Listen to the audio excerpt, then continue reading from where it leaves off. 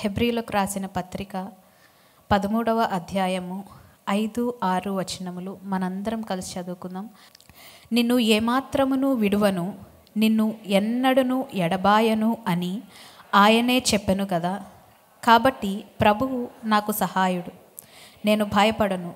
నరమాత్రుడు నాకేమి చేయగలడు అని మంచి ధైర్యముతో చెప్పగలవారమై ఉన్నాము. ప్రార్థన చేసుకుందాం. పరలోకమందున్న మా తండ్రి, మీ పాదములకు ఎంతో వందనాలు చెల్లించుకుంటున్నాం నాయన. మీరు ఇచ్చిన ఈ కృపను బట్టి మీకు ఎంతో వందనాలు. ఇక్కడికి వచ్చిన మా అందరితో నిన్ను మాట్లాడమని అడుగుతూ ఉన్నాం నాయన.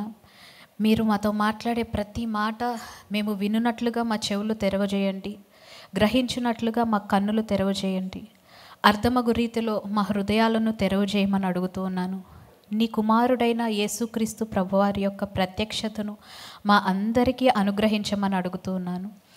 అట్లనే ప్రభువా, నీ పరిశుద్ధాత్మ యొక్క పరిచర్య ఇక్కడున్న నాకు, మాకు, మా అందరికీ దయచేయమని యేసు నామంలో ప్రార్థిస్తూ ఉన్నాను తండ్రి. Amen, amen. So last week ఏదైతే మానవుడు ఏదెను వనంలో పోగొట్టుకున్నాడో, ఏదైతే తన పాపము ద్వారా అతను లాస్ అయిపోయాడో దానిని యేసుక్రీస్తు ప్రభువారు ఆయన శిలువ మరణము ద్వారా రెస్టోర్ చేశాడని చెప్పుకున్నాము. సో ఓల్డ్ టెస్టిమెంట్ అంతా కూడా ఒక బ్లూ ప్రింట్ అయితే, ఒక ఇమాజినేషన్ అయితే, అది ఒక ఛాయ అయితే, అదంతా దేవుడు తన కుమారుడైన క్రీస్తులో నుండి మనకి ఏ విధముగా రియాలిటీలోనికి తీసుకొని వచ్చాడో తెలుసుకున్నాం. సో యేసుక్రీస్తు ప్రభువారిలో మనందరము కూడా దేవుడు ఈ జనరేషన్కి మన ద్వారా రివీల్ చేయబోతున్న ఒక మిస్టరీగా మనం ఉన్నామని అని మాట్లాడుకున్నాం. అట్లనే దేవుడు ఈ జనరేషన్లో ఉన్న ప్రాబ్లమ్స్ అన్నిటికీ ఆయన కుమారుడైన యేసుక్రీస్తు ప్రభువారి ద్వారా మనము ఎలాగా సొల్యూషన్స్గా ఉన్నామో తెలుసుకున్నాము. అట్లానే మనమే ఆయన కుమారుడైన యేసుక్రీస్తు ప్రభువారిలో మిరకిల్గా ఉన్నామని చెప్పానని, ఒక అద్భుతమై ఉన్నామని తెలుసుకున్నాం. అయితే దేవుడు వీటన్నిటినీ మన జీవితంలో ప్రత్యక్షపరచడానికి, వీటన్నిటినీ చేయడానికి ఫస్ట్ మానవుడు కోల్పోయింది ఏది రెస్టోర్ చేశాడంటే, ఆయన యొక్క సన్నిధిని ఏదైతే కోల్పోయాడో దానిని ఆయన రెస్టోర్ చేయడం జరిగింది. ఆయన యొక్క రిడెంప్షన్ ప్లాన్లో ఆయన మనము పోగొట్టుకున్న ఆయన యొక్క సన్నిధిని క్యారీ చేయగలిగే ఎబిలిటీని దేవుడు తిరిగి రెస్టోర్ చేశాడు. అంతకుముందు పాత నిబంధన కాలంలో అయితే వారికి ఏదైనా సమస్య వచ్చినప్పుడు, లేకపోతే ఏదైనా ప్రాబ్లం వచ్చినప్పుడు, లేకపోతే తరచుగా అప్పుడప్పుడు దేవుని పరిశుద్ధాత్మ వారి మీదకి దిగి వచ్చి వారితో మాట్లాడేవాడు. కానీ నూతన నిబంధనలో ఉన్న మనందరికీ, విశ్వాసులైన మనందరికీ దేవుడు ఇచ్చిన ప్రివిలేజ్ ఏంటంటే, మనము రక్షణ పొందినప్పటి నుంచి ఇటర్నిటీ వరకు, అంటే మనము పరలోకానికి దేవునితో పాటు ఉండే అంతవరకు, వెళ్ళే అంతవరకు కూడా దేవుని యొక్క పరిశుద్ధాత్మ మనలోనే నివసించగలిగే ఆ ఎబిలిటీని దేవుడు రెస్టోర్ చేశాడు తన కుమారుడైన యేసుక్రీస్తు ప్రభువారి వలన.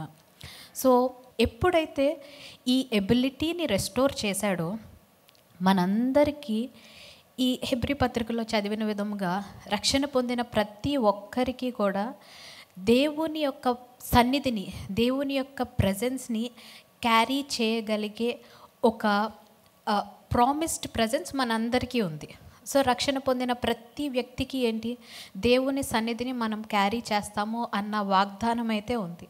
కానీ దేవుని సన్నిధి అంటే దేవుడు మన జీవితంలో మన ద్వారా మేనిఫెస్ట్ అవ్వడం ఎట్లాగా? మరి మేనిఫెస్టెడ్ ప్రెజెన్స్ కావాలి మనందరికీ. దేవుడు నాలో ఉన్నాడు అని నాకు తెలియడమే కాదు, నా చుట్టూతో ఉన్న ప్రతి ఒక్కరికి అర్థం అవ్వాలి. నన్ను చూస్తున్న ప్రతి ఒక్కరికి ఏం అర్థం అవ్వాలంటే, దేవుడు నా ద్వారా నా పక్షముగా పనిచేస్తూ ఉన్నాడు అన్న ఆ మేనిఫెస్టెడ్ ప్రెజెన్స్ మనందరికీ కావాలి. ఎంతమందికి కావాలండి? మనందరికీ కావాలి. సో అసలు దేవుడు మన ద్వారా మన పక్షముగా పనిచేస్తే ఏ విధంగా ఉంటుంది, దాని వలన వచ్చే బెనిఫిట్స్ ఏంటి? అసలు ఫస్ట్ దేవుడు మన ద్వారా మేనిఫెస్ట్ అవ్వడం ప్రారంభించినప్పుడు ఏం జరుగుతుందో తెలుసా? మన యొక్క ప్రాబ్లం మనకి రెస్పాండ్ అవ్వకపోవచ్చు.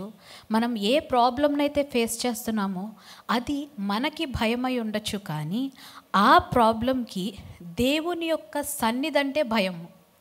ఆ ప్రాబ్లం ఎప్పుడైతే మన ద్వారా పనిచేస్తున్న దేవుని సన్నిధిని, మన ద్వారా పరచబడుతున్న ఆ దేవుని సన్నిధిని చూస్తుందో, ఆ ప్రాబ్లం మన నుంచి భయపడి పారిపోతుంది.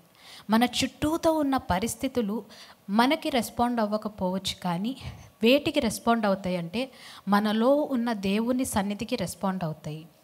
ప్రజలలో మనకి ఒక ఫేవర్, దయ ఎందుకని వారికి కలుగుతుంది అంటే, వారు మనల్ని చూసినప్పుడు ఏదో మనలో నుంచి పనిచేస్తుంది కాబట్టి వారు మన పట్ల దయ కలిగి ఉంటారు.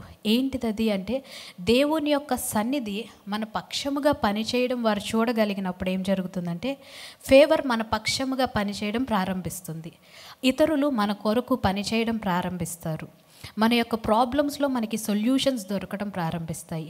మనము వేటిని చూసైతే భయపడతా ఉంటామో వాటిని ఎదుర్కోగలిగే సామర్థ్యత, వాటిని ఎదుర్కోగలిగే జ్ఞానము మనకి ఎక్కడి నుంచి వస్తుందంటే, మనలో ఉన్న దేవుని సన్నిధి ఎప్పుడైతే మన ద్వారా మేనిఫెస్ట్ అవుతుందో అప్పుడు వాటిని జయించగలిగే కృప, వాటిని జయించగలిగే సామర్థ్యత, వాటిని జయించగలిగే విజ్డమ్, జ్ఞానము మనకి అనుగ్రహించబడుతుంది.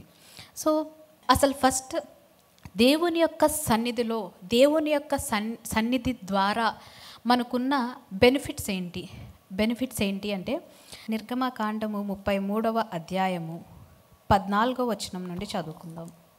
అందుకు ఆయన, నా సన్నిధి నీకు తోడుగా వచ్చును, నేను నీకు విశ్రాంతి కలుగజేసేదనగా, మోషే, నీ సన్నిధి రాని ఎడల ఇక్కడ నుండి మమ్మను తోడుకొని పోకుము, నా ఎడలను నీ ప్రజల ఎడలను నీకు కటాక్షము కలిగినదని దేని వలన తెలియబడును? నీవు మాతో వచ్చుట వలననే గదా అట్లు మేము, అనగా నేనును నీ ప్రజలను భూమి మీదనున్న సమస్త ప్రజలలో నుండి ప్రత్యేకింపబడుదుమని ఆయనతో చెప్పెను. చాలమ్మా.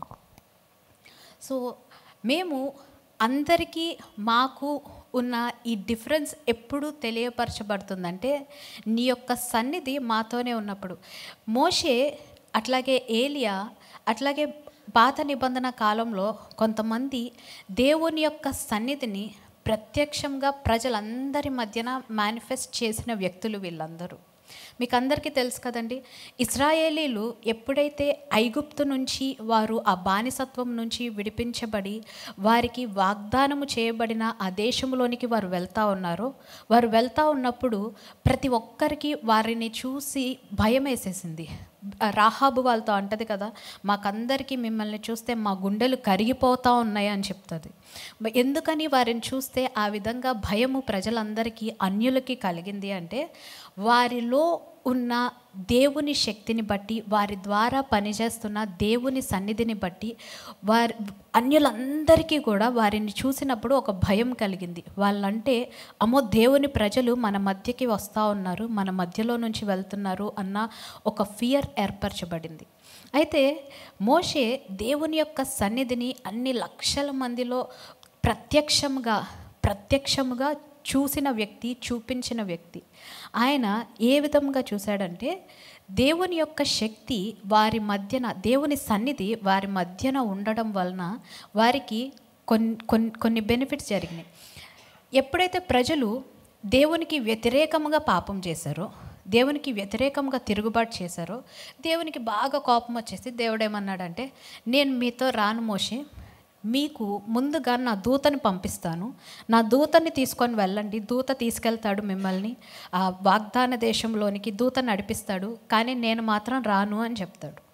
అప్పుడు మోషే ఏం చెప్తాడంటే, ప్రభువా, నీ సన్నిధి మాతో రాని ఎడలా, నీ సన్నిధి మాతో పాటు రాకపోతే మమ్మల్ని తీసుకొని వెళ్ళొద్దు, ఇక్కడి నుంచి మేము రాము, మేము ప్రత్యేకించబడిన వారమని ఎట్లాగా అర్థమవుతుంది?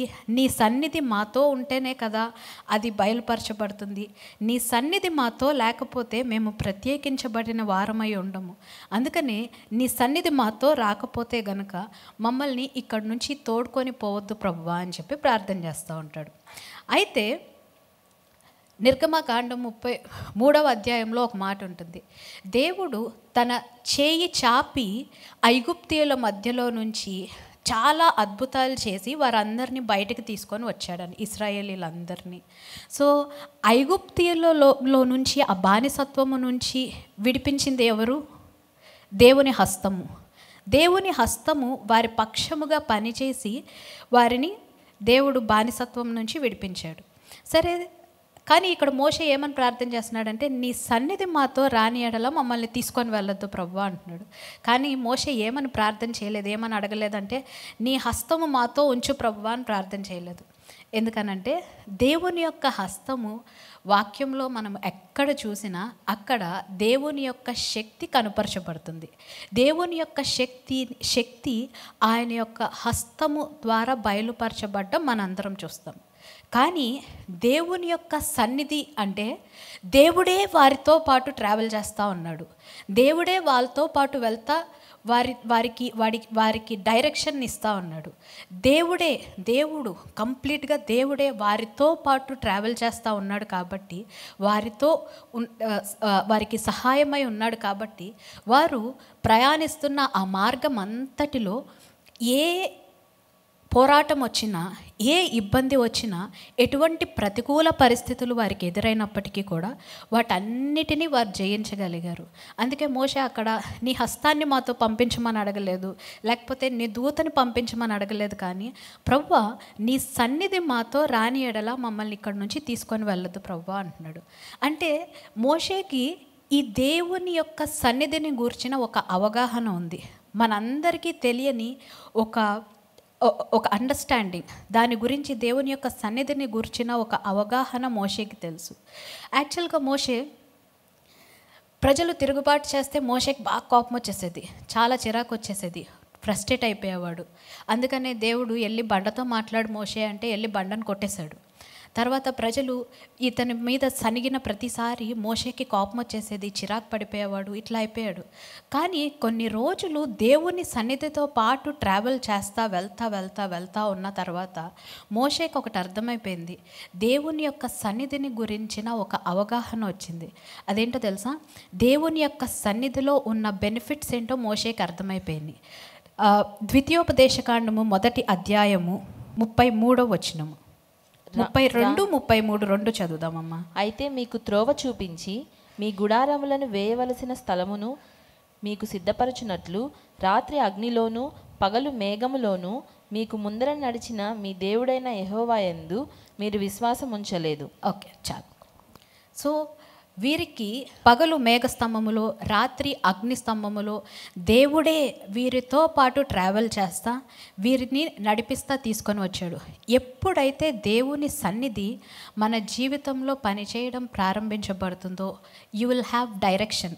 ఈ బెనిఫిట్స్ అన్నీ మోషేకి తెలుసు, మోషేకి అర్థమైపోయినాయి. ఇన్ని సంవత్సరాలు ఆ దేవుని సన్నిధితో ట్రావెల్ చేసినప్పుడు ఏమర్థమైందంటే, దేవుని సన్నిధి మనతో ఉన్నప్పుడు మనకేం జరుగుతుందంటే మనకి డైరెక్షన్ ఉంటుంది. మనకి దేన్ని గురించిన డైరెక్షన్, కన్ఫ్యూజన్ ఉండదు.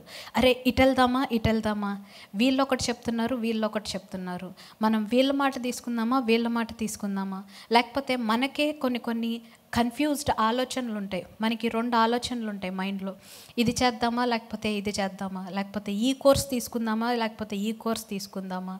అట్లాగా కొన్నిసార్లు మనం ఉన్న పరిస్థితిలో ఏది చూస్ చేసుకోవాలో అర్థం కాని కొన్ని పరిస్థితుల్లో మనం చిక్కుకొని ఉంటాం. కానీ ఎప్పుడైతే దేవుని సన్నిధి మనతో ఉంటుందో, మన పక్షముగా పనిచేస్తుందో ఏం జరుగుతుందో తెలుసా? You will have a clear direction. దేవుని యొక్క మేఘము పగలు ఎప్పుడైతే ఆ మేఘము వారి పైన ఉందో ఆ మేఘము వారికి డైరెక్షన్ చూపించింది, వారికి ట్రావెల్ చేయడానికి ఆ గుడారము తీసి నెక్స్ట్ ఎక్కడికి వెళ్ళాలి అంటే వారికి అరణ్యంలో వాళ్ళకి ఏం మ్యాప్ లేదు, లేకపోతే వారికి అరణ్యంలో ఇటు వెళ్ళాలని ఏం తెలీదు.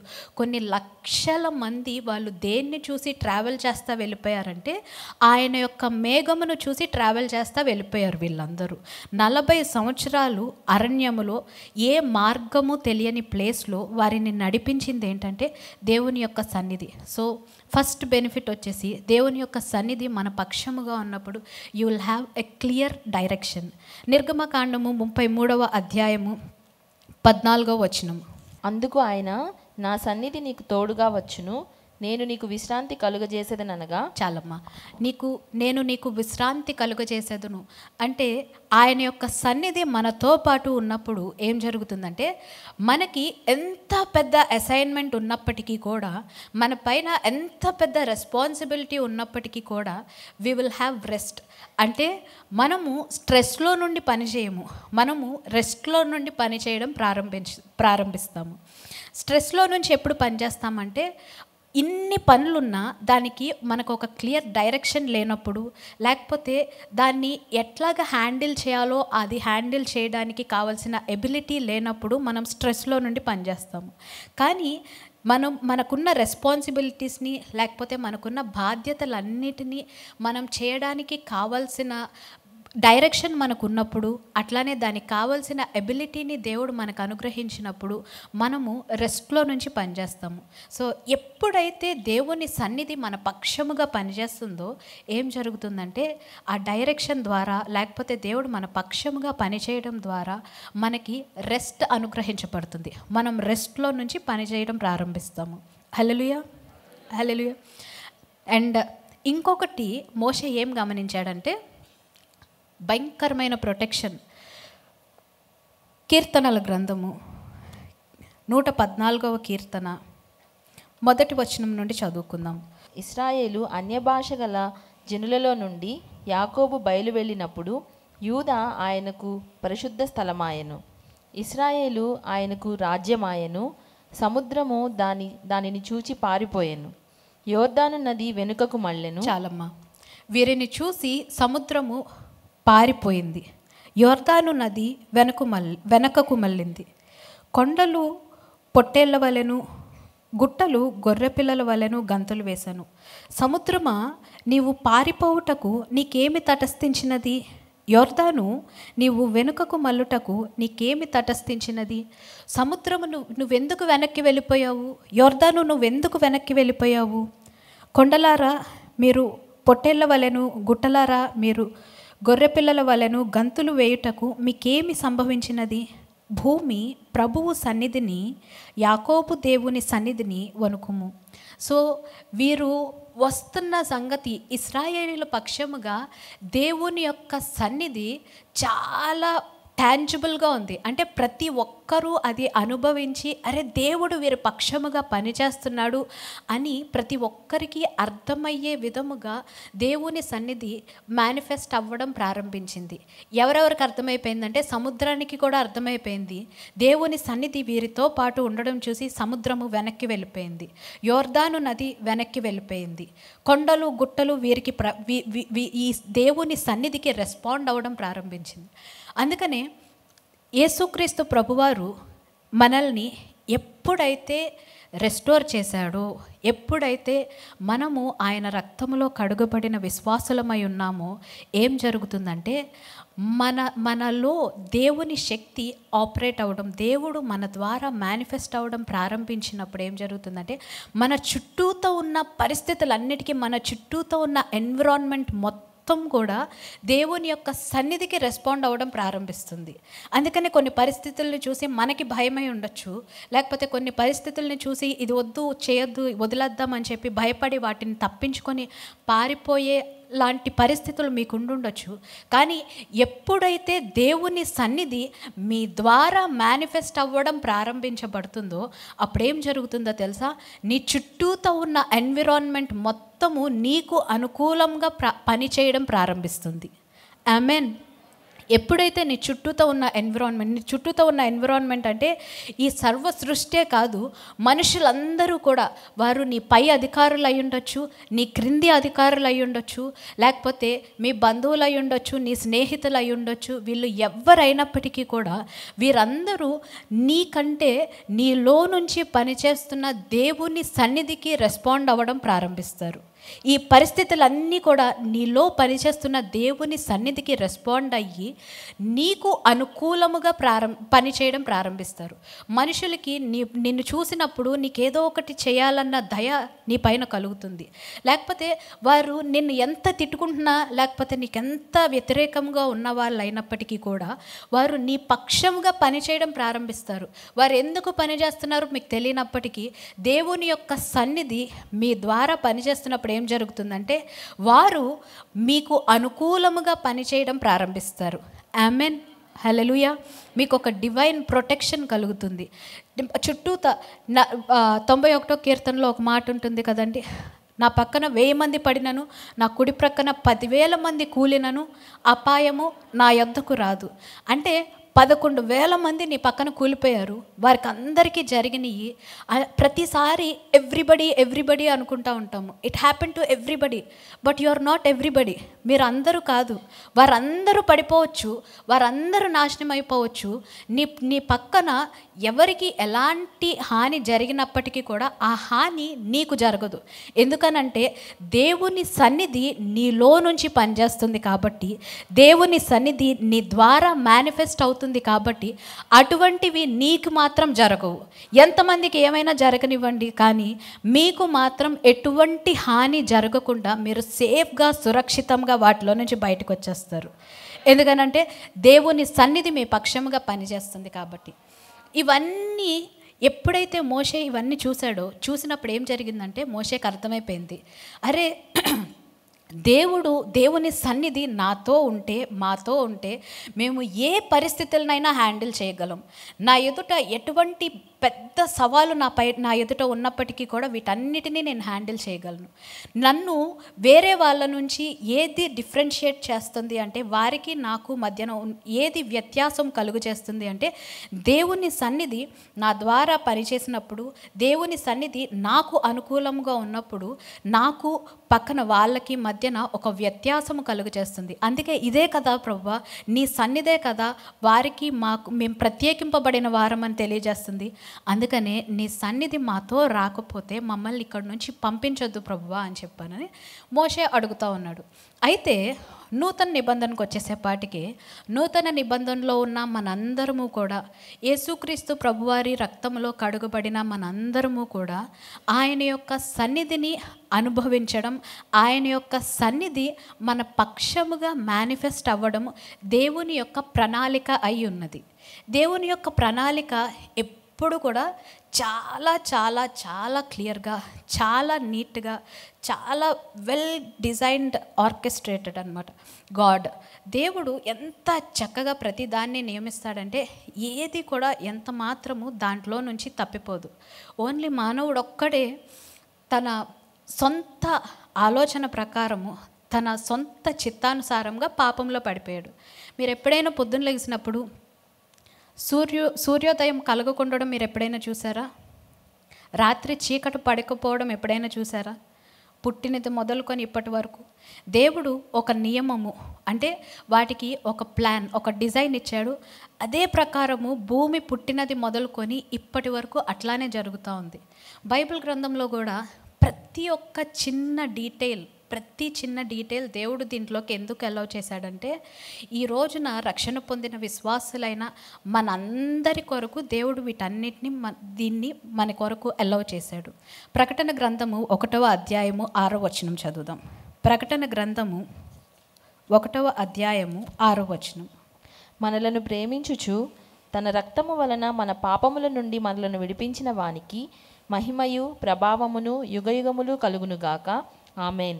ఆయన మనలను తన తండ్రియగు దేవునికి ఒక రాజ్యముగాను యాజకులను గాను చేసెను. చాలమ్మా. దేవుడు యేసుక్రీస్తు ప్రభువారు ఎప్పుడైతే ఆయన యొక్క రక్తములో మనలను కడిగి మనలని ప్రత్యేకించి మనలను రక్షించాడో ఏం జరిగిందంటే, దేవుడు మనతో పాటు ఆయన యొక్క సన్నిధిని క్యారీ చేసే ఎబిలిటీని మనకి రెస్టోర్ చేయడమే కాదు, ఆయన మన యొక్క ప్లేస్ని, మనము ఏ స్థానాన్ని అయితే పోగొట్టుకున్నామో దానిని దేవుడు రెస్టోర్ చేశాడు. మన యొక్క స్థానం ఏంటో తెలుసా?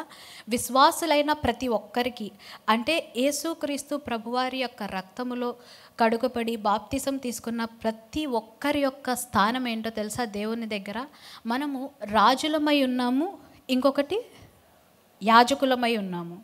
సో మీరు ఇదంతా చాలాసార్లు వినుండొచ్చు, మనము రాజులమై ఉన్నాము. సో దేవుని కింగ్డంలో, దేవుని రాజ్యంలో మనము రాజులము కాబట్టి we have so much authority, దేవుడు మనకిచ్చిన అథారిటీ ఇది అని చెప్పి చాలాసార్లు మనం దాన్ని ఎక్సర్సైజ్ చేయడానికి ట్రై చేసి ఉంటాము. లేకపోతే ఇవన్నీ మనకు తెలుసు, కానీ మనం చాలాసార్లు నెగ్లెక్ట్ చేసేది ఏంటో తెలుసా? మనము దేవుని సన్నిధిలో యాజకులమై ఉన్నామన్నది కూడా చాలాసార్లు నెగ్లెక్ట్ చేస్తాం. అవునా కాదండి? చాలాసార్లు మనం నెగ్లెక్ట్ చేసే టాపిక్ ఇది. మనము దేవుని సన్నిధిలో, దేవుడు మనల్ని ఎప్పుడైతే రెస్టోర్ చేశాడో, అంటే దేవుడు ఫస్ట్ ఆదాముని సృష్టించినప్పుడు ఆదాముని ఓన్లీ కింగ్గానే కాదు, దేవుడు ఆదాముకి ఇచ్చిన పొజిషన్ ఏంటంటే యాజకునిగా కూడా ఒక పొజిషన్ ఉంది. అందుకనే అతను ఎప్పుడైతే పాపము చేశాడో, పాపంలో పడిపోయాడో, అతను ఏం పోగొట్టుకున్నాడంటే ఈ యాజకత్వమును పోగొట్టుకున్నాడు, అట్లానే రాజుగా ఉండే ప్లేస్ని పోగొట్టుకున్నాడు. దేవుడు ఆయన కుమారుని పంపి మనందరినీ రక్షించినప్పుడు మన యొక్క ప్లేస్ని, మన యొక్క పొజిషన్ని రెస్టోర్ చేశాడు. ఎప్పుడైతే మన యొక్క ప్లేస్ అండ్ మన యొక్క పొజిషన్ రెస్టోర్ చేయబడిందో, అప్పుడు దేవుడు మనకి అనుగ్రహించిన ఆ అథారిటీని వినియోగపరచగలిగే స్థానములో మనం ఉంచబడి ఉన్నాం. ఆమేన్, హల్లెలూయా. ఎప్పుడైతే ఈ స్థానంలో ఉన్నామో, సో దేవుడు ప్రతిదీ చాలా, ఎవ్రీ చిన్న డీటెయిల్ కూడా చాలా చక్కగా ఈ బైబిల్ గ్రంథంలో ఉంచాడని చెప్పాను కదా. మీకు అందరికీ తెలుసా, హీబ్రూ లాంగ్వేజ్, హెబ్రీ భాష అనేది ప్రతి ఒక్క ఆల్ఫాబెట్కి ఒక డిజిట్ ఉంటుంది. ఈ హెబ్రీ భాషకి మాత్రమే ఉన్న ఒక స్పెషాలిటీ ఏంటంటే, every alphabet is represented by a number.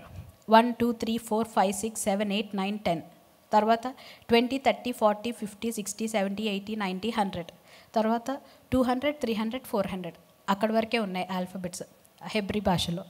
అయితే ప్రతి ఒక్క ఆల్ఫాబెట్కి ఒక న్యూమరికల్ వాల్యూ ఉంది కదా. ప్రతి నెంబర్ దానికి ఒక రిప్రజెంటేషన్ ఉంటుంది. ప్రతి నెంబర్కి కూడా ఒక మీనింగ్ ఉంటుంది. మీకు తెలుసు కదా, 5 అనేది it is a number of grace అంటారు, తెలుసా? 5 అనేది it is a number of grace, it is a number of favour అంటారు. అట్లాగే 7 అది ఇట్స్ గాడ్స్ నెంబర్ అంటారు. మీకు అందరికీ తెలుసు కదండి. సో గాడ్స్ నెంబర్ అంటే దేవుని యొక్క పర్ఫెక్షన్కి, దేవుని యొక్క కార్యములకు, అది దేవుని యొక్క హోల్నెస్, దేవుని యొక్క కంప్లీషన్కి గుర్తు. దేవుని యొక్క పర్ఫెక్షన్లో మరణం ఉంటుందా? మరణం ఉండదు. దేవుని యొక్క కంప్లీట్నెస్లో, దేవుని యొక్క హోల్నెస్లో లేమి ఉంటుందా? బాధ ఉంటుందా? రోగం ఉంటుందా?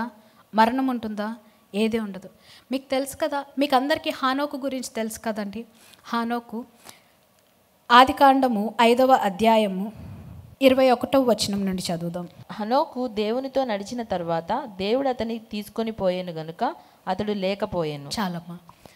హనోకు దేవునితో నడుస్తూ ఉన్నాడు కనుక, దేవునితో నడిచిన తర్వాత దేవుడు అతనిని తీసుకొని పోయాను కనుక అతడు లేకపోయాను. మీకు ఒక విషయం తెలుసా, హానోకు ఆదాము మొదలుకొని 7th generation. He's the 7th generation from Adam. So 7 is the number of God's perfection. God's పర్ఫెక్షన్లో డెత్ అనేది ఉండదు. అందుకే హానోకు మరణము చూడకుండా దేవునితో పాటు నడుచుకుంటా పరలోకానికి వెళ్ళిపోయాడు. ఆమేన్. హానోకు 7వ తరం అని చెప్పానని బైబిల్లోంచి ఇంకొక వచనం చూపించిన. సరే, హానోకు చేసిన పరిచర్య ఏంటి? హానోకు ఏం చేశాడు? హానోకు మినిస్ట్రీ చూపించిన. యూదా పత్రిక 14-15 వచనములు కలిసి ఉన్నాయి, చదువుకుందాం. ఆదాము మొదలుకొని 7వ వాడైన హనోకు కూడా వీరిని గూర్చి ప్రవచించి ఇట్లనెను. ఇదిగో అందరికినీ తీర్పు తీర్చుటకును వారిలో అందరూ భక్తిహీనముగా చేసిన వారి భక్తిహీన క్రియలన్నింటిని గూర్చియు భక్తిహీనులైన పాపులు తనకు విరోధముగా చెప్పిన కఠినమైన మాటలన్నిటి గూర్చియు వారిని ఒప్పించుటకును ప్రభువు తన వేవేల పరిశుద్ధుల పరివారముతో వచ్చెను.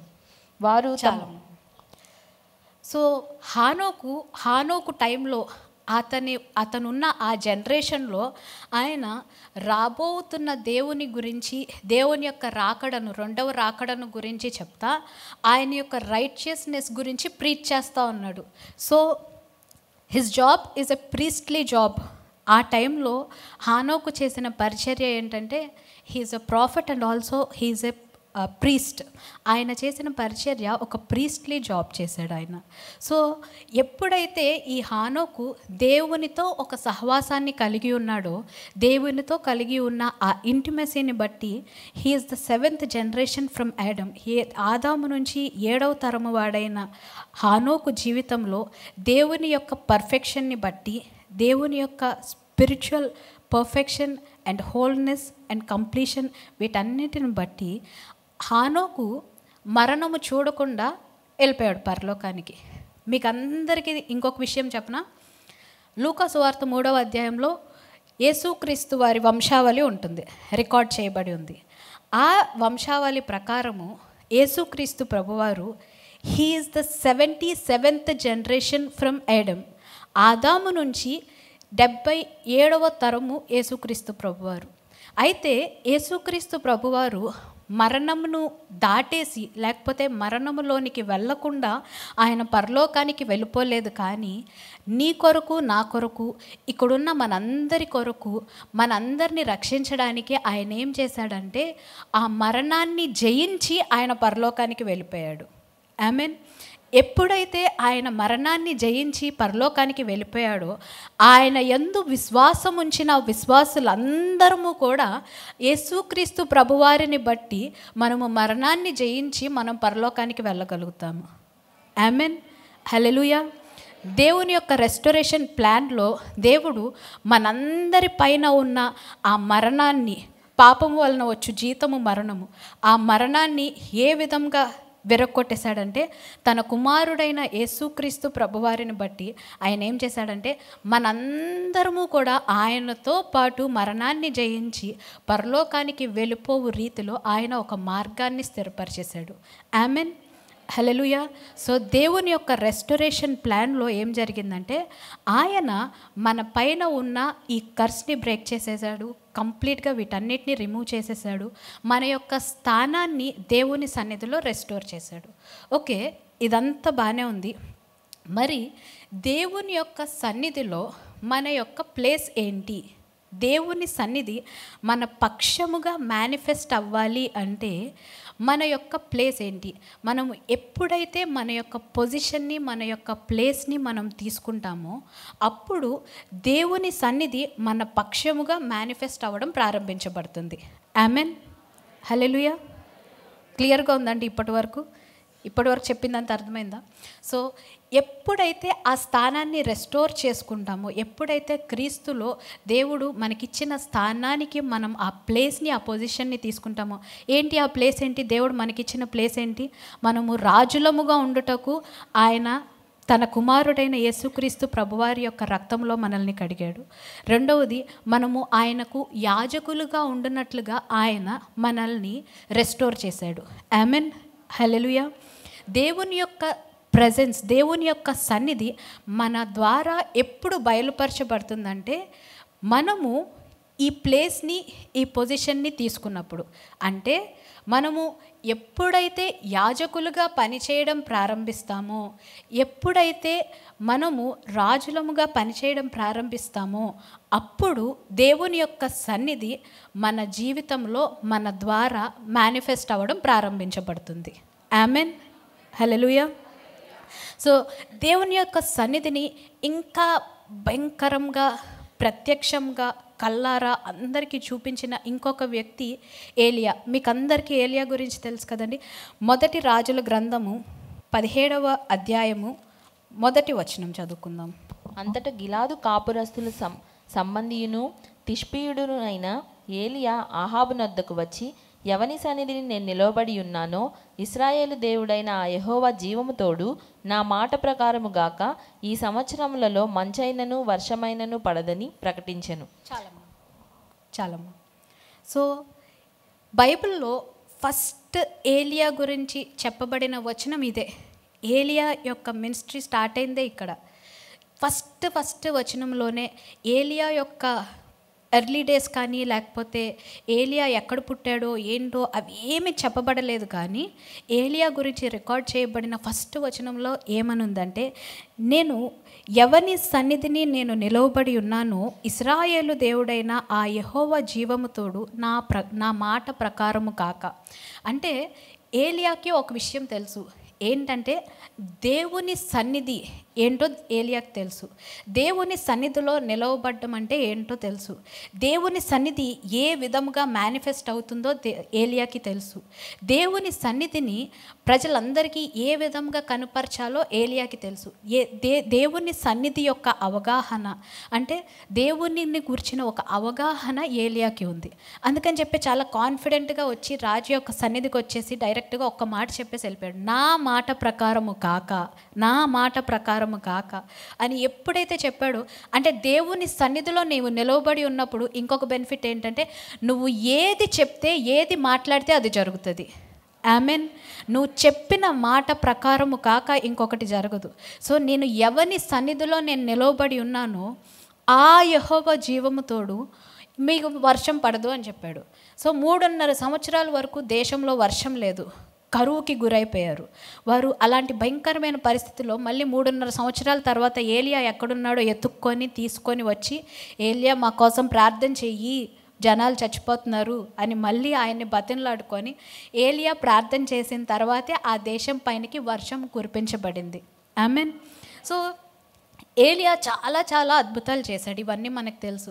ఆ తర్వాత సారెపత్తు విధవరాల గురించి తెలుసు. వాళ్ళ ఇంటికి వెళ్ళాడు, ఆమె బుడ్డులో నూనె అయిపోలేదు, తొట్టిలో పిండి అయిపోలేదు. ఇంకొక అద్భుతం కూడా చేశాడు సారెపత్తు విధవరాల జీవితంలో. అదేంటంటే వాళ్ళ కొడుకు చనిపోతాడు, వాళ్ళ కొడుకుని తిరిగి బ్రతికిస్తాడు ఏలియా. ఇట్లాగా ఆ తర్వాత మళ్ళా వెళ్ళిపోతూ ఉంటే ఓబద్యాకు కనిపిస్తాడు అరణ్యంలో. నేను ఇక్కడ ఉన్నానని రాజుకు చెప్పు అంటే, ఓబద్యా నేను చెప్పను, నాకు చాలా భయం, నువ్వు యెహోవా ఆత్మ నిన్ను ఎక్కడికి కుంచిపోతుందో నాకు తెలీదు అంటాడు. సో ఇదంతా బ్యాక్గ్రౌండ్ స్టోరీ. ఇవన్నీ ఏలియాకి తెలుసు. ఇవన్నీ ఏలియా ఏ విధంగా చేయగలుగుతాడు అంటే, ఏలియాకి దేవుని సన్నిధిని గురించిన ఒక అవగాహన ఉంది. ఈ దేవుని సన్నిధి ఆయన ఎట్లాగా తన జీవితంలో ఎట్లాగా మేనిఫెస్ట్ అవుతుందో, ఎట్లాగా మేనిఫెస్ట్ చేయగలడో తెలుసు. అయితే ఇది తన జీవితంలో ఏ విధంగా మేనిఫెస్ట్ అవ్వగలుగుతుందో ఆ యొక్క సీక్రెట్ ఏలియాకి ఎట్లా తెలుసు అంటే, ఒకసారి కర్మేలు పర్వతం మీదకి బయలు ప్రవక్తలందరినీ పిలిచాడు. 18వ అధ్యాయము 21వ వచనం చదువమ్మా. ఏలియా జనులందరి దగ్గరకు వచ్చి, ఎన్నాళ్ల మట్టుకు మీరు 2 తలంపుల మధ్య తడబడుచుందురు? యెహోవా దేవుడైతే ఆయనను అనుసరించుడి, బయలుదేవుడైతే వాడిని అనుసరించుడని ప్రకటన చేయగా జనులు అతనికి ప్రత్యుత్తరముగా ఒక మాటైనను పలుకకపోయిరి. చాలమ్మా. సో ఆ పర్వతం మీదకి ప్రజలందరినీ పిలిచాడు. ఈ ప్రజలందరూ అప్పటిదాకా 2 డైరెక్షన్స్, 2 తలంపుల మధ్యలో నలిగిపోతూ ఉన్నారు. అటా ఇటా ఏం చేద్దాం, అటెళ్దామా ఇటెళ్దామా, ఒక డైరెక్షన్ లేకుండా ఒక కన్ఫ్యూజన్లో బ్రతుకుతున్న ప్రజలందరూ. వీళ్ళందరినీ పిలిచి, ఎన్నాళ్ళ వరకు ఇట్లా ఉంటారు, బయలు దేవుడైతే బయలుకి మొక్కండి, యెహోవా దేవుడైతే యెహోవాకు ఆరాధన చేద్దాం ఇప్పటి నుంచి అని చెప్పి వాళ్ళందరినీ పిలిచాడు. ఒకసారి పిలిచినప్పుడు ఏం జరిగిందంటే, మీరు మీ ప్రార్థనలు మీరు చేసుకోండి, నేనైతే యెహోవా నామమును బట్టి నేను ప్రార్థన చేస్తానని చెప్పాడు. 30వ వచనంకి వచ్చేద్దాం. అప్పుడు ఏలియా, నా దగ్గరకు రండని జనులందరితో చెప్పగా జనులందరూ అతని దగ్గరకు వచ్చిరి. అతడు క్రింద పడి ఉన్న యెహోవా బలిపీఠమును బాగు చేసి యెహోవా వాక్కు ప్రత్యక్షమై. చాలమ్మా ఒకసారి. అతడు ప్రజలందరినీ పిలిచాడు. వాళ్ళకు ఫస్ట్ టైం ఇచ్చేశాడు. మీ బయలు ప్రవక్తలందరినీ మీరు చేయండి, మీరు చేసే అన్నీ మీరు చేయండి, ఫస్ట్ మీది అయిపోయిన తర్వాత నేను చేస్తానన్నాడు. వాళ్ళు పొద్దున మొదలుకొని సాయంత్రం వరకు వాళ్ళు చాలా చేశారు. పాటలు పాడారు, నాట్యం ఆడారు, గిఫ్ట్స్ ఇచ్చారు, బలియర్పణలు ఇచ్చారు, అన్నీ ఇచ్చారు. కానీ సాయంత్రం వరకు ఏం రెస్పాన్స్ లేదు. ఇంక అయిపోయిన తర్వాత ఏలియా అన్నాడు, అయిపోయింది కదా, డే అంతా మీకు టైం ఇచ్చేసాను, తీసుకున్నారు కదా, సరే ఇప్పుడు రండి, నా దగ్గరికి రండి అని చెప్పాడు. ప్రజలందరినీ పిలిచి ఏలియా అక్కడ ఏం చేస్తున్నాడంటే దేవుని అతడు కింద పడద్రోయబడి ఉన్న యెహోవా బలిపీఠమును బాగు చేసి, ఆ ఏలియా ఏం చేయడానికి ప్రారంభించాడంటే పడద్రోయబడిన ఆ బలిపీఠమును కట్టడానికి ప్రారంభించాడు. ఎప్పుడైతే ఆ బలిపీఠమును బాగు చేశాడో అప్పుడు వెంటనే ఏం జరిగిందంటే యెహోవా వాక్కు ప్రత్యక్షమై కనిపించిందండి. ఒకసారి అందరం కలిసి చదువుదాం. యెహోవా వాక్కు ప్రత్యక్షమై, యెహోవా వాక్కు ప్రత్యక్షమై. యెహోవా వాక్కు ఎప్పుడు ప్రత్యక్షపరచబడిందంటే ఈ బలిపీఠము, పడద్రోయబడిన బలిపీఠము ఎప్పుడైతే బాగు చేశాడో అప్పుడు దేవుని వాక్కు అతనికి ప్రత్యక్షమై అతనికి ఇన్స్ట్రక్షన్స్ ఇవ్వడం ప్రారంభించాడు. అంటే దేవుని యొక్క సన్నిధి, దేవుడు మన ద్వారా ఎప్పుడు మేనిఫెస్ట్ అవ్వడం ప్రారంభిస్తాడంటే దేవుడు మన ద్వారా ప్రజలందరికీ అర్థమగు రీతిలో ఎప్పుడు పనిచేయడం ప్రారంభిస్తాడంటే మన యొక్క బలిపీఠము రెస్టోర్ చేయబడినప్పుడు ఆయన మన ద్వారా పనిచేయడం ప్రారంభిస్తాడు. ఆమెన్, హల్లెలూయా. దేవుడు మీ ద్వారా పనిచేయాలని ఎవరైనా అనుకుంటున్నారో, దేవుడు నా జీవితంలో నా ద్వారా దేవుని సన్నిధి మేనిఫెస్ట్ అవ్వడం నేను చూడాలనుకుంటున్నాను అన్న వాళ్ళు ఎవరైనా ఉన్నారా? మీ పక్కన వాళ్ళని అడగండి, do you want to manifest the presence of God in your life? Do you want to manifest? అడగండి. దేవుని సన్నిధి మీ జీవితంలో మేనిఫెస్ట్ అవ్వడము, ప్రత్యక్షంగా కనపరచబడము నీవు చూడాలనుకుంటున్నావా? Repair your alter. ఎప్పుడైతే నీ యొక్క ప్రార్థన బలిపీఠము బాగుపరచబడుతుందో, దాన్ని ఎప్పుడైతే బాగు చేస్తావో ఏం జరుగుతుందో తెలుసా? దేవుడు నిన్ను రెస్టోర్ చేశాడు కదా. ఏ పాపం అయితే, ఏ వ్యాధి అయితే, లేకపోతే ఏ సిక్నెస్, ఏమి లేమి, లేకపోతే నిన్ను ఒక భయంలో, బంధకంలో ఉంచేసిన పరిస్థితులు ఏవైతే ఉన్నాయో వీటన్నిటినీ జయించి నీవు ఎప్పుడు బయటికి వస్తావంటే, దేవుని సన్నిధి నీ పక్షంగా ఎప్పుడు మేనిఫెస్ట్ అవుతుందంటే నీ యొక్క ప్రార్థన బలిపీఠమును నీవు బాగు చేసినప్పుడు మాత్రమే దేవుని యొక్క ప్రత్యక్ష సన్నిధి మేనిఫెస్ట్ అవడం నువ్వు చూడగలుగుతావు. Amen, hallelujah. So last week అందరూ చాలా హ్యాపీ అయిపోయారు. You are a miracle and progress అంటే చాలా హ్యాపీ అయిపోయారు. But the processing point is at the altar. చెప్పండి మీ పక్కన వాళ్ళకి, do you want to become a miracle? అడగండి. మీరు అద్భుతముగా మార్చబడాలనుకుంటున్నారా? దేవుని సన్నిధిలో మీరు అద్భుతమై ఉండాలనుకుంటున్నారా? దేవుడు మీ పక్షముగా పనిచేయడం చూడాలనుకుంటున్నారా? But the processing point is altar. దేవుడు మనకిచ్చిన అధికారమును మనము ఎక్కడ వినియోగపరచగలుగుతామంటే మన యొక్క బలిపీఠము ఎప్పుడైతే బాగు చేయబడుతుందో అప్పుడు. సరే, ఇదంతా బాగానే ఉంది. కానీ దేవుడు ఆయన కుమారుని బట్టి మనల్ని రెస్టోర్ చేసినప్పుడు, మనల్ని పాపము నుంచి రక్షించినప్పుడు మన యొక్క పొజిషన్ని రెస్టోర్ చేశాడని చెప్పాను కదా. మన యొక్క పొజిషన్ ఏంటి? రాజులము, మనందరము యాజకులమై ఉన్నాము. ఓకే, రాజు యొక్క పనేంటి? రాజు రూల్ చేస్తాడు. రాజుకి అధికారము అనుగ్రహించబడి ఉంది. రాజుకి అతని యొక్క సరిహద్దు, అతని రాజ్యం యొక్క సరిహద్దు ఎంతవరకు ఉంటుందో వాటన్నిటినీ రూల్ చేయగలిగే ఎబిలిటీ, వాటన్నిటినీ రూల్ చేయగలిగే అథారిటీ ఎవరికి ఉంటుంది? రాజుకుంటుంది. ఓకే, రాజు యొక్క డ్యూటీ మనకు క్లియర్గా ఉంది. మరి యాజకుని పని ఏంటి? యాజకుని డ్యూటీ ఏంటి? యాజకుని డ్యూటీ ఏంటో తెలుసా? యాజకుడు దేవునితో సహవాసము కలిగి ఉండాల్సిన వ్యక్తి. యాజకుడు దేవుని యొక్క చిత్తము ఈ భూమి మీద నెరవేర్చబడినట్లుగా చేయాల్సిన వ్యక్తి యాజకుడు. ఆమెన్, హల్లెలూయా. ఎప్పుడైతే మనము రక్షణ పొందిన ప్రతి వ్యక్తి మనము యాజకునిగా దేవుని ఎదుట, మన బలిపీఠం ఎదుట మన యొక్క స్థానాన్ని మనము తీసుకుంటాము. అప్పుడు ఏం జరుగుతుందంటే దేవుని యొక్క సన్నిధి మన పక్షముగా మేనిఫెస్ట్ అవ్వడం ప్రారంభించబడుతుంది. ఆమెన్, హల్లెలూయా. దేవుని ఎదుట యాజకునిగా మనం పనిచేయడం అంటే దేవునితో ఒక సహవాసము కలిగి ఉండడము, దేవునితో ఒక ఇంటిమసీ కలిగి ఉండడము, దేవుని యొక్క చిత్తము ఈ భూమి మీద నెరవేరునట్లుగా మనం చూడడము. దేవుని యొక్క చిత్తము ఈ భూమి మీద ఏ విధంగా నెరవేర్చబడుతుందంటే మనము ప్రార్థన చేసినప్పుడు ఏం చేస్తున్నామంటే ఈ ఆల్టర్ని రిపేర్ చేస్తూ ఉన్నాము. మనం ఎప్పుడైతే ప్రార్థన చేయడానికి ప్రారంభిస్తామో మన కుటుంబం పైన వ్యతిరేకముగా పనిచేస్తున్న చాలా చాలా చాలా భయంకరమైన దురాత్మల సమూహాన్ని వాటితో మనలో ఉన్న దేవుని సన్నిధి డీల్ చేయడం ప్రారంభిస్తుంది. ఆమెన్. ఎప్పుడైతే మన దేవుని సన్నిధిలో ప్రార్థన చేయడానికి మన యొక్క బలిపీఠాన్ని మనం సిద్ధపరచుకుంటామో, దాన్ని ఎప్పుడైతే ఆ ఆల్టర్ని రిపేర్ చేస్తామో మనం ఏం చేస్తున్నామంటే అక్కడ దేవుడు మన పక్షముగా పనిచేసే ఒక ఎన్విరాన్మెంట్ని మనం క్రియేట్ చేస్తూ ఉన్నాము. మీకు అందరికీ పరలోక ప్రార్థన వచ్చు కదండి. పరలోకమందున్న మా తండ్రి, నీ నామం పరిశుద్ధపరచబడును గాక, నెక్స్ట్ నీ రాజ్యం వచ్చును గాక, తర్వాత నీ చిత్తము పరలోకమందు నెరవేర్చున్న ప్రకారము భూమి మీదను నెరవేరును గాక. అవును కదా. సో దేవుని యొక్క రాజ్యము ఈ భూమి మీద ఎప్పుడు పనిచేస్తుందంటే ఆయన యొక్క చిత్తము పరలోకంలో ఏమై ఉందో అది భూమి మీద కూడా నెరవేర్చబడుచున్నప్పుడు అప్పుడు ఆయన యొక్క సన్నిధి మన ద్వారా మేనిఫెస్ట్ అవ్వడం ప్రారంభిస్తుంది. ఆమెన్, హల్లెలూయా.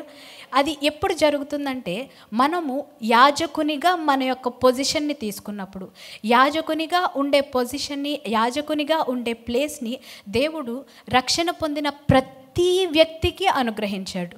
ప్రతి వ్యక్తికి దేవుడు ఇచ్చిన ఆ యొక్క ప్రివిలేజ్ ఏంటంటే మనందరము కూడా రాయల్ ప్రీస్ట్, అంటే రాజులము యాజకులమై ఉన్నాము. మనము ఎప్పుడైతే యాజకునిగా మన యొక్క పొజిషన్ని తీసుకుంటామో, మన కుటుంబంలో మనం ఎప్పుడైతే యాజకునిగా మన యొక్క పొజిషన్ని తీసుకుంటామో దేవుడు మన కుటుంబంలో పనిచేయనట్లుగా ఒక ఎన్విరాన్మెంట్ని క్రియేట్ చేస్తూ ఉన్నాము. సో ఎప్పుడైతే మనం ఆ ఎన్విరాన్మెంట్ని క్రియేట్ చేశామో దేవుడు మన పక్షముగా పనిచేయడం ప్రతి ఒక్కరూ చూస్తారు. ఆమెన్, హల్లెలూయా. దేవుని యొక్క ప్రత్యక్ష సన్నిధి మన పక్షముగా పనిచేయడం అందరూ గ్రహించినట్లుగా, అందరికీ అర్థమగు రీతిలో దేవుడు ప్రతి ఒక్కరికి బయలుపరుస్తాడు.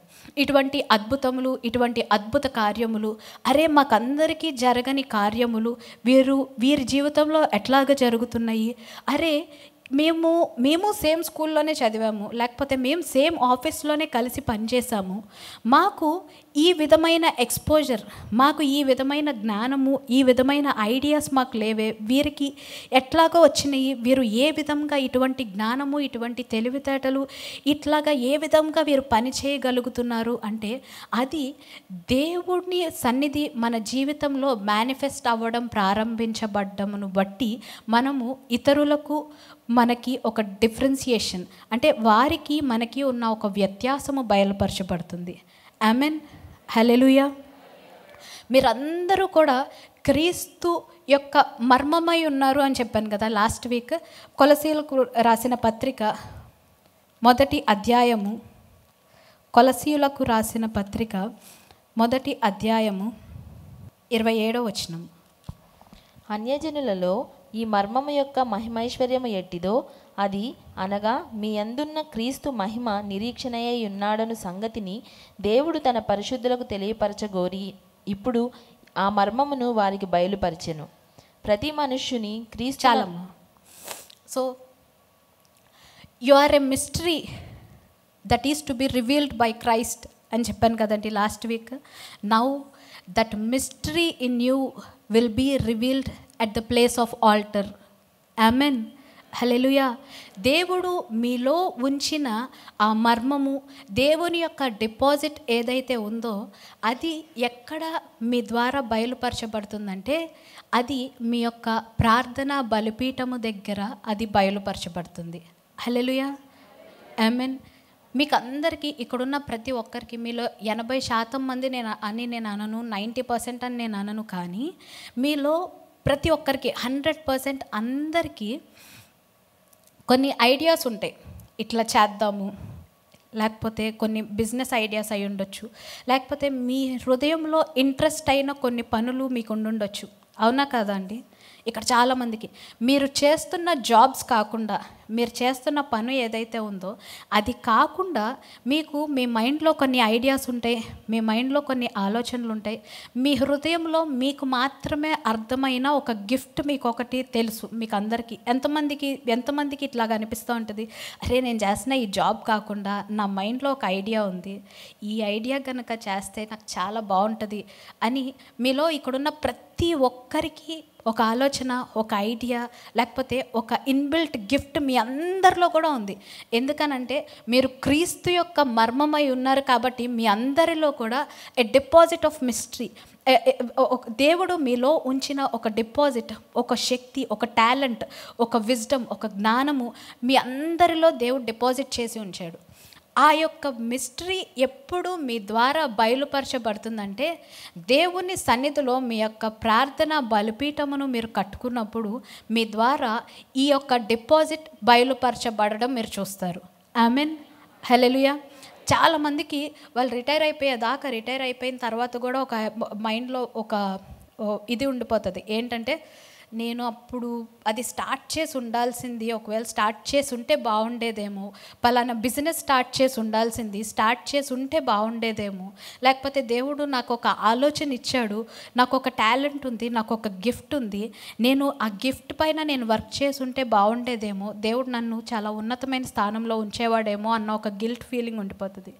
మీ హృదయంలో మీలో ఉంచిన ఆ గిఫ్ట్, ఆ డిపాజిట్ ఏదైతే ఉందో అది మీరు ఒక వెల్త్ క్రియేట్ చేసే విధముగా దేవుడు మీలో పెట్టిన ఒక గిఫ్ట్. అది కేవలం మీకు మాత్రమే ఉన్న గిఫ్ట్. అది దేవుడు మీలో ఉంచిన ఒక మర్మము. అది ఎప్పుడు బయలుపరచబడుతుందంటే, మీరు దాన్ని తీసుకొని, ప్రభువా నాకు ఒక ఆలోచన ఉంది, ఇది నీవు నా హృదయంలో పెట్టిన గిఫ్ట్ అని నేను నమ్ముతున్నాను అని నీవు ఎప్పుడైతే దాన్ని దేవుని సన్నిధిలోనికి తీసుకొని వెళ్ళి దానిని గురించి ప్రార్థన చేయడానికి ప్రారంభిస్తావో, అప్పుడు ఏం జరుగుతుందంటే, ఇందాక దేవుని సన్నిధి యొక్క బెనిఫిట్స్ చెప్పాను కదండి, దేవుడు దానికి కావాల్సిన డైరెక్షన్ ఇస్తాడు, క్లియర్ కట్ డైరెక్షన్ ఇస్తాడు. నీవు దాన్ని, ఈ గిఫ్ట్ని బయటికి తీసుకొని రాగలిగే డైరెక్షన్ని దేవుడు అనుగ్రహిస్తాడు. నెక్స్ట్ ఆ గిఫ్ట్ని దేవుడు నీలో పెట్టిన ఆ మిస్టరీని అయితే బయటికి తీసుకొని రావడానికి నీకు చుట్టూతా చాలా ప్రతికూలమైన పరిస్థితులు, నీకు అసలు ఏమీ అర్థం కాని పరిస్థితులు, అరే ఇది నేను చేస్తే నాకు అంత నష్టమే జరుగుతుందేమో, లేకపోతే నాకున్న ఈ ఐడియాని నేను ముందుకు తీసుకొని వెళ్ళడానికి నాకు సహాయం చేసేవాళ్ళు లేరు, లేకపోతే నాకు రైట్ కాంటాక్ట్స్ లేవు అని చెప్పి మీరు అనుకొని ఉండొచ్చు. కానీ దేవుడు ఎప్పుడైతే దాన్ని రివీల్ చేయడానికి ప్రారంభిస్తాడో, ఎప్పుడైతే దాన్ని మీలో నుంచి బయటకు తీసుకొని వస్తాడో, అప్పుడేం జరుగుతుందో తెలుసా? మీ పక్షముగా జనులు మీకు సహాయం చేయడం ప్రారంభిస్తాడు. దానికి కావాల్సిన కరెక్ట్ రైట్ పర్సన్ ఎవరైతే ఉన్నారో వారిని మీ దగ్గరకు తీసుకొని వస్తాడు.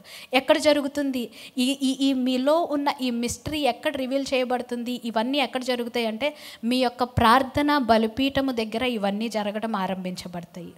మీరు మార్కెట్లోకి వెళ్ళారు, ఒక కొత్త ఐడియాతో మీరు మార్కెట్లోకి వెళ్ళారు, మీకు ఇవన్నీ చేస్తున్నారు, ఏమి తెలియదు, చాలా కొత్త, మీకు ఇంతకుముందు చేసిన వాళ్ళు మీ ఫ్యామిలీలో ఎవ్వరు లేరు, మీ ఫ్రెండ్స్లో ఎవ్వరు లేరు, మీకు ఒక గైడెన్స్ లేదు, డైరెక్షన్ లేదు. అయినప్పటికీ కూడా దానికి కావాల్సిన విజ్డమ్, దానికి కావాల్సిన ప్రొటెక్షన్ ఎవరిస్తారంటే దేవుని యొక్క సన్నిధిలో నుంచి వస్తుంది మీకు. ఆమెన్. దేవుని యొక్క సన్నిధిలో మీకు డైరెక్షన్ ఉంది, మీకు ప్రొవిజన్ ఉంది. ఇట్లాంటి ప్రతికూల పరిస్థితులన్నిటినీ ఎదుర్కొంటున్నప్పటికీ కూడా మీరు రెస్ట్లో నుంచి దీన్ని ముందుకు తీసుకొని వెళ్తారు. కానీ మీరు స్ట్రెస్ఫుల్గా లేకపోతే స్ట్రెస్ అయిపోయి వీటన్నిటినీ హ్యాండిల్ చేయరు. మీరు చాలా రెస్ట్లో నుంచి దేవుని యొక్క సన్నిధి మీ పక్షముగా మేనిఫెస్ట్ అవ్వడం ప్రారంభించబడుతుంది. కాబట్టి వేరే వారికి జరగని అద్భుతములు, వేరే వారికి జరగని కార్యములు మీ పక్షముగా దేవుడు చేయడం ప్రారంభిస్తూ ఉంటాడు. ఆమెన్, హల్లెలూయా. ఇవన్నీ ఎక్కడ ఆరంభించబడతాయి అంటే, ఎక్కడ జరగడం ప్రారంభిస్తుంది అంటే మీ యొక్క ప్రార్థనా బలిపీఠము ఎక్కడైతే బాగు చేయబడుతుందో అక్కడ మీ యొక్క మిస్టరీ ఈ ప్రపంచానికి రివీల్ అవ్వడం ప్రారంభిస్తుంది. ఆమెన్, హల్లెలూయా. ఎంతమంది ఆ యొక్క దేవుని యొక్క మిస్టరీగా ఉండాలనుకుంటున్నారు? ఎంతమంది దేవుని యొక్క మిస్టరీగా ఉండాలనుకుంటున్నారు? పక్కన వాళ్ళని అడగండి, do you want to be a mystery that needs to be revealed by Christ? Come to the altar. చెప్పండి, come to the altar. Repair your altar. Come to the altar. Mystery in you is revealed at the place of altar. చెప్పండి, the mystery in you is revealed at the place of altar. You are a miracle అని చెప్పాను కదా. So you will be processed at the place of altar. The miracle in you will be processed at the place of altar. ఎక్కడైతే నీ ప్రార్థన బలిపీఠమును నువ్వు కట్టుకుంటావో, ఎక్కడైతే నీ ప్రార్థన బలిపీఠము బాగుపడడం ప్రారంభిస్తుందో అక్కడ నీలో ఉన్న అద్భుతము, నీ ద్వారా దేవుడు బయలుపరచాలనుకుంటున్న అద్భుతము ఈ లోకానికి మేనిఫెస్ట్ అవ్వడం ప్రారంభిస్తుంది. ఆమెన్. నీ చుట్టూతో ఉన్న ప్రతి ఒక్కరికి నీవే ఒక అద్భుతముగా మార్చబడతావు. నీ కుటుంబంలో నీ ద్వారా జరుగుతున్న కార్యములు, నీ ద్వారా జరుగుతున్న ఉన్నతమైన అద్భుతములు, నీ ద్వారా జరుగుతున్న ఈ ప్రాస్పెరిటీ, ఇవన్నీ ప్రజలు చూసినప్పుడు అరే ఇది దేవుడు తప్ప దేవుని శక్తి లేకపోతే దేవుని జ్ఞానము తప్ప మనుషులు ఎవ్వరికీ ఇది జరగదు, ఇది కాదు, ఇది వారి వలన కాదు అని వారికి అర్థమగు రీతిలో దేవుడు తన యొక్క జ్ఞానమును, తన యొక్క కృపను, తన యొక్క దయను, తన యొక్క సామర్థ్యమును, దేవుని యొక్క సామర్థ్యత మీ సామర్థ్యముగా మార్చబడి మీ ద్వారా మేనిఫెస్ట్ అవ్వడం ప్రారంభించబడుతుంది. Amen, hallelujah. You are a solution to this generation అని చెప్పాను కదండి లాస్ట్ వీక్. సో అందరికీ చాలా హ్యాపీ అయిపోయింది, oh I'm a solution to this generation. కానీ నీవు ఎప్పుడు ఈ జనరేషన్కి ఒక సొల్యూషన్గా మార్చబడతావు అంటే that is at the place of altar. నీ యొక్క ప్రార్థనా స్థలమును నువ్వు బాగు చేసుకున్నప్పుడు ఈ జనరేషన్కి నీవు సొల్యూషన్గా మార్చబడతావు. ఆమెన్, హల్లెలూయా. అడగండి పక్కన వాళ్ళని, do you want to become a solution to this generation? You will become a solution. చెప్పండి, you will become a solution to this generation at the place of altar. So దేవుని యొక్క సన్నిధి మన ద్వారా మన పక్షముగా బయలుపరచబడడానికి మన యొక్క ఆల్టర్ ఏంటంటే దట్ ఈస్ ఏ హైవే. మన యొక్క ఆల్టర్ ఏం చేస్తుందంటే it will make a highway to manifest God's presence in our lives. దేవుని యొక్క సన్నిధి మన పక్షముగా మన ద్వారా పని చేయడం చూచున్నట్లుగా లేకపోతే ప్రత్యక్షపరచబడినట్లుగా మన యొక్క ఆల్టర్ ఏం చేస్తుందంటే దీనికి ఒక హైవేని ప్రిపేర్ చేస్తుంది. ఎప్పుడైతే ఈ హైవే ప్రిపేర్ చేయబడుతుందో ఏం జరుగుతుందో తెలుసా? దేవుని యొక్క సన్నిధి మన ద్వారా బయలుపరచబడడం ప్రారంభించబడుతుంది. మీకు అందరికీ ఒక విషయం తెలుసా? God is an omnipresent God. అంటే దేవుడు ప్రతి చోట ఉన్నాడు, అన్ని చోట్ల ఉన్నాడు. ఇప్పుడు ఇక్కడ ఉన్నాడు, ఇంకొక ఊరిలో ఉన్నాడు, పైన ఆకాశంలో ఉన్నాడు, కింద భూమి మీద ఉన్నాడు, ఇంట్లో ఉన్నాడు. మనం ఇంట్లో లేము, మనం ఇక్కడే ఉన్నాం. కానీ ఇంట్లో ఏం జరుగుతుందో కూడా దేవునికి తెలుసు. మనం అమెరికాలో లేము, ఇక్కడే ఉన్నాము. కానీ అక్కడ కూడా దేవుడు ఉన్నాడు, ఇక్కడ కూడా ఉన్నాడు, ఇంకొక దేశంలో ఉన్నాడు. ప్రతి చోట దేవుడు ఉన్నాడు. అదే కాదు, దేవుడు he is in yesterday, he is in today and he is also in tomorrow. ఆయన నిన్నలో ఉన్నాడు, ఇవాళలో ఉన్నాడు, రేపట్లో కూడా ఉన్నాడు. సో ఒకవేళ దేవుడు నిన్నలో లేడనుకోండి, నిన్న అనేది ఎగ్జిస్ట్ అవ్వదు. ఎందుకంటే nothing can exist beyond God. దేవుడు లేకుండా ఏది ఎగ్జిస్ట్ అవ్వదు. సో దేవుడు నిన్నలో ఉన్నాడు, ఇవాళలో ఉన్నాడు, రేపట్లో ఉన్నాడు. దేవుడు ప్రతి చోట ఉన్నాడు. అయితే దేవుని యొక్క సన్నిధిని మన ద్వారా ఆ ఉన్న దేవునిని ఎట్లాగా మేనిఫెస్ట్ చేస్తామంటే, రక్షణ పొందిన ప్రతి వ్యక్తికి దేవుడిచ్చిన ప్రివిలేజ్ ఏంటంటే we are the temple of the Holy Ghost. మనము దేవునికి ఆలయమై ఉన్నాము. అంటే రక్షణ పొందిన ప్రతి వ్యక్తి ఇప్పుడు ఎవరు? దేవునికి ఆలయమై ఉండడం వలన దేవుడు మనలో నివసిస్తూ ఉన్నాడు.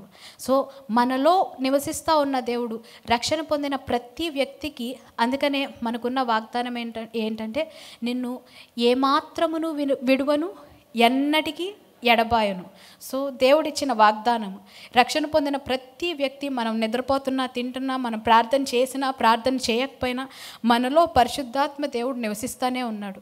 మనలో ఉన్న దేవునిని మనము ఏ విధముగా మేనిఫెస్టేషన్లోనికి తీసుకొని వస్తామంటే మన యొక్క ప్రార్థన బలిపీఠము దగ్గర మాత్రమే దేవునిని మనం మేనిఫెస్ట్ చేయగలుగుతాం. దేవుడు మన పక్షముగా పనిచేస్తున్నాడు అన్నది మన జీవితంలో ఎక్కడ మేనిఫెస్ట్ చేయగలుగుతామంటే మన యొక్క ప్రార్థన బలిపీఠము ఎప్పుడైతే బాగు చేయబడుతుందో, మనము ఎంతవరకు ప్రార్థన చేయగలిగితే అంతవరకు దేవుడు మన పక్షముగా పనిచేస్తాడు. మనము ఎంతవరకు ప్రార్థనలో మనము దేవునికి అప్పగించుకొని దేవుని యొక్క చిత్తానికి మనల్ని అప్పగించుకుంటామో, ప్రభువా నా చిత్తము కాదు, యాజకుని యొక్క పని ఏంటి, యాజకుని యొక్క ప్లేస్ ఏంటి, యాజకుని యొక్క ప్లేస్ ఏంటంటే దేవుని యొక్క మన యొక్క ప్రార్థన బలిపీఠము, altar is the place of priest. ఈ యాజకుడు ఎక్కడ ఉండాలంటే ఆల్టర్ దగ్గర ఉండాలి. నువ్వు ఎప్పుడైతే ఆల్టర్ దగ్గర ఉంటావో అప్పుడు నీ యొక్క అధికారమును వినియోగించడానికి నీవు పొజిషన్ చేయబడతావు. చాలామంది ఏమనుకుంటారంటే my authority is in throne అనుకుంటారు. ఈ యొక్క సింహాసనం పైన నేనుంటే నేను అధికారం చేయగలుగుతాను, నేను రూల్ చేయగలుగుతాను, నాకు ఆధిపత్యం ఉంటుంది, నేను డామినేట్ చేయగలుగుతాను అనుకుంటారు. కాదు. విశ్వాసికి దేవుడు ఇచ్చిన పొజిషన్ ఏంటంటే, విశ్వాసిగా నువ్వు ఎప్పుడు డామినేట్ చేయగలుగుతావంటే, ఎప్పుడు రూల్ చేయగలుగుతావంటే, నీ అథారిటీ ఎక్కడ రెస్టోర్ చేయబడిందంటే నీ యొక్క ఆల్టర్ దగ్గర. మనము మన యొక్క అథారిటీని ఎక్సైజ్ చేయగలిగింది థ్రోన్ దగ్గర కాదు, కాకపోతే మన యొక్క ఆల్టర్ దగ్గర మాత్రమే మన యొక్క అథారిటీని మనం ఎక్సైజ్ చేయగలుగుతాము. ఆమెన్, హల్లెలూయా. చాలా బెనిఫిట్స్ ఉన్నాయి. దేవుడు మన పక్షముగా పనిచేయడము, దేవుడు మనకి డైరెక్షన్ ఇవ్వడము, దేవుడు మనకి రెస్ట్ను అనుగ్రహించడము, దేవుడు మన ద్వారా పనిచేయడము, మనకి ప్రొటెక్షన్ అనుగ్రహించడము, మనకి అన్యూజువల్ ప్రొవిజన్ని దేవుడు అనుగ్రహించడము, ఇవన్నీ దేవుడు మనతో ఉన్నాడు అన్న దానికి బెనిఫిట్స్. అయితే దేవుని యొక్క సన్నిధిని మన ద్వారా ఏ విధముగా మేనిఫెస్ట్ చేయగలుగుతామంటే మన యొక్క ప్రార్థన బలిపీఠము దగ్గర మాత్రమే ఆయన యొక్క సన్నిధిని మన జీవితంలో మేనిఫెస్ట్ చేయగలుగుతాము. ఆమెన్.